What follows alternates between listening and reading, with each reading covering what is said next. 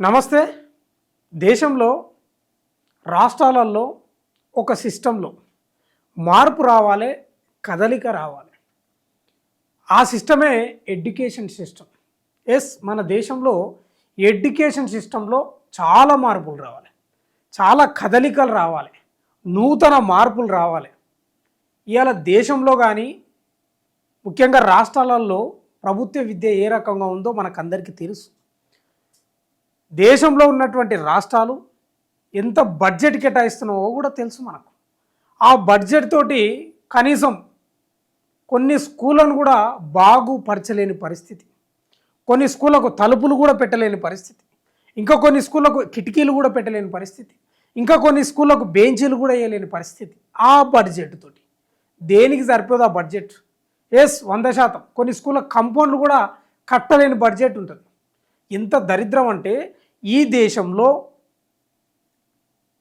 మనకు కావాల్సింది ఏంది? విద్య, ఉచిత వైద్యం. ఇవాళ విద్య ఏ రకంగా ఉందండి? ప్రభుత్వ పాఠశాలలు ఏ రకంగా ఉన్నాయా? కార్పొరేట్ స్కూళ్ళకు ధీటుగా ఉన్నాయా?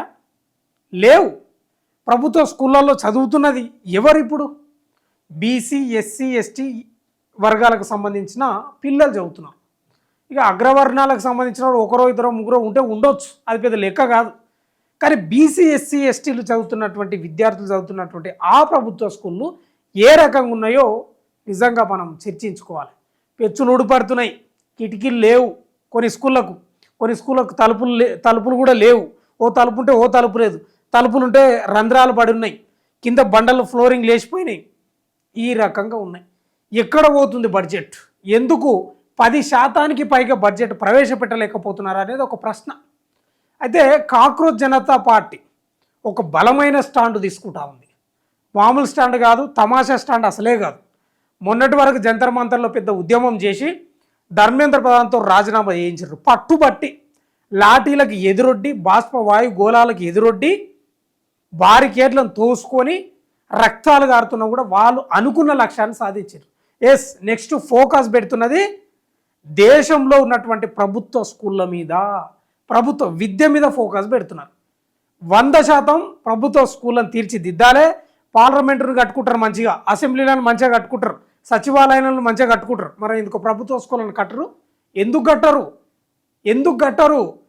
దేశ భవిష్యత్తు తరగతి గదిలో తీర్చిదిద్దబడుతుంది కదా. ఆ దేశ భవిష్యత్తు తీర్చిదిద్దబడుతున్నటువంటి తరగతి గదులు ఎందుకు పెచ్చులుడుతున్నాయి? ఎందుకు తలుపులు ఊసిపోతున్నాయి? ఇది సిజేపీ ప్రశ్నిస్తుంది. ఇప్పుడు దేశవ్యాప్తంగా ఆగస్టు 15 నుంచి ఒక ఉద్యమం చేపడుతుంది. ఆ ఉద్యమమే ప్రభుత్వ స్కూళ్ళను బాగు చేయాలి, మంచి కార్పొరేట్ స్కూల్ ఎట్లుంటో అట్లా తయారు చేయాలనేది వాళ్ళు ఒక లక్ష్యం పెట్టుకున్నారు. దానికోసం ఆగస్టు 15 డేట్ ఫిక్స్ చేసుకున్నారు. ఇది చదివిన తర్వాత నేను మళ్ళీ లాస్ట్ మాట్లాడతా. సర్కారు స్కూళ్ళపై కాక్రోచ్ జనతా పార్టీ దేశవ్యాప్తంగా ఉద్యమం చేస్తూ ఉంది. గ్రామాల్లో ప్రభుత్వ స్కూళ్లను బాగు చేయడం కోసం కాక్రోచ్ జనతా పార్టీ ఒక సరికొత్త దేశవ్యాప్త ఉద్యమానికి పిలుపునిచ్చింది. ఈ మేరకు ఆ పార్టీ వ్యవస్థాపకుడు అభిజిత్ దీప్కే సోమవారం ఒక ప్రకటన విడుదల చేశారు. ఆగస్టు 15 నుంచి, అంటే ఆ రోజు స్వాతంత్ర దినోత్సవం కదా, ఆగస్టు 15 నుంచి ఈ ప్రచారాన్ని ప్రారంభిస్తున్నట్లు తెలిపారు. దేశానికి స్వతంత్రం వచ్చి 80 ఏళ్ళు అవుతున్న గ్రామాల్లోని ప్రభుత్వ స్కూళ్లను ఎవరు పట్టించుకోవడం లేదని అభిజిత్ దీప్కి ఆవేదన వ్యక్తం చేశారు. దేశంలో కొత్త పార్లమెంట్లు, పెద్ద పెద్ద బిల్డింగ్లు కట్టుకుంటున్నప్పుడు గ్రామీణ పిల్లల కోసం మంచి బడులను ఎందుకు నిర్మించలేకపోతున్నామని ఆయన ప్రశ్నించారు. ఇవాళ తెలంగాణ సర్కారు దేని చక్కగా ఉంది? 23,000 స్కూళ్ళు ఏమో కుదిస్తున్నారు కదా, 4,000 స్కూళ్ళకు కుదిస్తున్నారు. 27,000 స్కూళ్ళను 4,000 కుదిస్తున్నారు అని మూసేస్తున్నారు ప్రభుత్వ స్కూళ్ళను. ఏం చదవద్దా? మళ్ళీ వృత్తులకు పోవాలన్నా, మళ్ళీ ఇటుక బట్టిల్లో పనిచేయాలన్నా, లారీలో విదుకోవాలన్నా, టైర్ షాప్లో పంచర్ చేయాలన్నా? ఏం తమాషా ఇది? ఎవరు మీ బడ్జెట్ ఎక్కడ పోతుంది అంటున్నా. ఈ ప్రజల బడ్జెట్ ఎక్కడ పోతుంది? ఉచిత పథకాలు, పనికిమాలిన పథకాలు ఉన్నాయి కొన్ని. ఎవడు ఏమన్నాడు? విద్యకు పెట్టి నీవు 10% పైగా బడ్జెట్ పెట్టి స్కూల్ బాగు చేయి, స్కూల్ బస్సులు పెట్టు. తమాషా అయిపోయింది ప్రభుత్వాలకు. ఎవడా? మీరేమో కార్పొరేట్ స్కూళ్ళకు పోతారు, బాగా డబ్బున్న వాళ్ళు, అగ్రకుల వ్యక్తులు. ఈడ పాలిస్తున్నది కూడా అగ్రకుల వ్యక్తే కదా. ఏమనంటే ప్రభుత్వ స్కూల్లో చదువుకొనే వచ్చినా అని చెప్తున్నావు. మరి చదువుకుంటే ఆ చక్కదనాన్ని చక్కగా చేయాలి కదా. చేస్తలేవు. చేయకపోగా ప్రభుత్వ స్కూళ్ళను మూసేపిస్తున్నాడు రేవంత్ రెడ్డి. గ్రామాల్లోని ప్రభుత్వ బడులను బాధ్యతగా తీసుకొని అభివృద్ధి చేయాలని సర్పంచులకు ఆయన పిలుపునిచ్చారు. ఎవరు? అభిజిత్ దీప్కే. మహారాష్ట్రలోని తన స్వగ్రామం హింగోలీలో అక్కడి సర్పంచ్ను కలవడం ద్వారా ఈ కార్యక్రమానికి శ్రీకారం చుట్టనున్నట్లు చెప్పారు. బడులను బాగు చేసిన సర్పంచులను సీజేపీ బహిరంగంగా అభినందిస్తుంది. స్కూళ్ళ అభివృద్ధికి ముందు ఆ తర్వాత తీసిన ఫోటోలను సోషల్ మీడియాలో పోస్టు చేసిన వారికి మంచి గుర్తింపు తెస్తామన్నారు. దీన్ని సర్పంచ్ ఛాలెంజ్గా అభివర్ణించారు. ప్రభుత్వ బడుల్లో చదువుతున్న పిల్లల తల్లిదండ్రులు స్వయంగా స్కూళ్లకు వెళ్ళి అక్కడ కరెంటు, తాగునీరు, మరుగుదొడ్లు, మధ్యాహ్న భోజనం సరిగ్గా అందుతున్నాయో లేదో పరిశీలించాలని అభిజిత్ దీప్కే కోరిండు.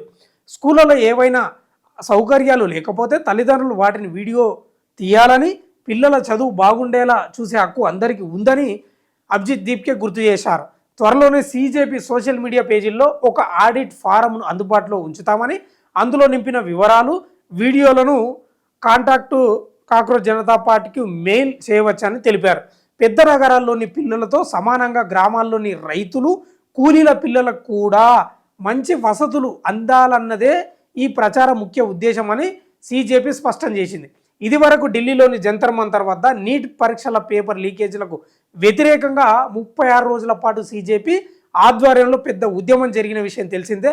అయితే మేము ఎన్నికల రాజకీయాల్లోకి వెళ్లకుండా ఒక బలమైన యువజన ఉద్యమంగానే కొనసాగుతామని స్పష్టం చేసింది.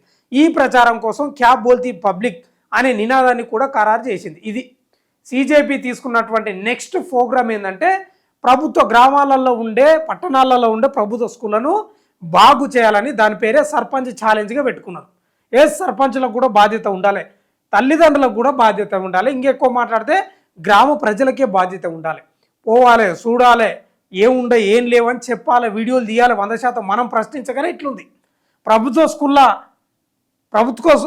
స్కూళ్ళకి ఎందుకు జ్వరాలు వచ్చినాయి, ఎందుకు రోగాలు వచ్చినాయి, ఎందుకు చీమిడ గారుతుందంటే మనం ప్రశ్నించగానే, మనం పట్టించుకోకనే. ఇప్పుడు తల్లిదండ్రులు కూడా ఆ ప్రైవేట్ స్కూళ్ళకు పంపిస్తేనే బాగా చూస్తారు, పోయి అడుగుతారు, ఇది చదువుతలేరు, అది చదువుతలేరు, ఎందుకంటే పైసలు కడతారు కదా. ప్రభుత్వ స్కూళ్ళకు మాత్రం అడిగారు, పోరు, తల్లిదండ్రులు కూతారు. మన పొరపాటు కూడా ఉంది.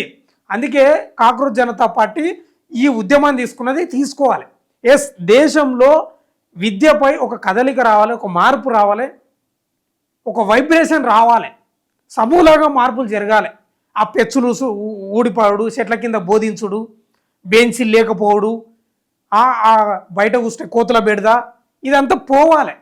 ప్రభుత్వ విద్యను 100% నాణ్యంగా ఇంగ్లీష్ మీడియం విద్య ఈ దేశ పౌరులకు, రాష్ట్ర ప్రజలకు అందించే బాధ్యత ప్రభుత్వాలపై ఉంది. 100% సీజేపీ తీసుకున్నటువంటి స్టాండ్ మంచిదే. ప్రభుత్వ స్కూళ్ళల్లో మార్పు జరగాలి. ఎక్కడ పోతుందా బడ్జెట్? ఎక్కడ పోతుంది? బీసీ, ఎస్సీ, ఎస్టీల డబ్బులని ఎక్కడ పోతున్నాయి? ఎవడు మెక్కుతున్నాడు? ఎందుకు చదువును చదువుకోనియకుండా ప్రభుత్వ స్కూళ్ళను మూసేపిస్తున్నాడు రేవంత్ రెడ్డి అనేదే ఇలా ప్రశ్న. 100% 27,000 స్కూళ్ళను 4,000కి తగ్గించడం కాదు, దానిని 30,000 చేయాలి. 27,000 స్కూళ్ళు 30,000 చేసి మంచిగా తీర్చిదిద్దు. అర్థమవుతుందా? మూసేస్తే గొప్పతనం కాదు, ఉన్న దాంట్లను అద్భుతంగా తీర్చిదిద్ది ప్రైవేటు స్కూళ్ళ నుంచి ప్రభుత్వ స్కూళ్ళకు రప్పించాలి. అది పాలకుల యొక్క గొప్పతనం, పాలకుల యొక్క మంచితనం, ప్రజలపై ఉండే ప్రేమ. అది ఇలా స్కూళ్ళను మూసేస్తే పెద్ద గొప్పతనం? అది గొప్పతనం అంటున్నా. ఎడారిలో ఒక మొక్కను నాటి, ఒక పండ్లిచ్చే చెట్టును నాటి పండ్లు కాయించడమే గొప్పతనం.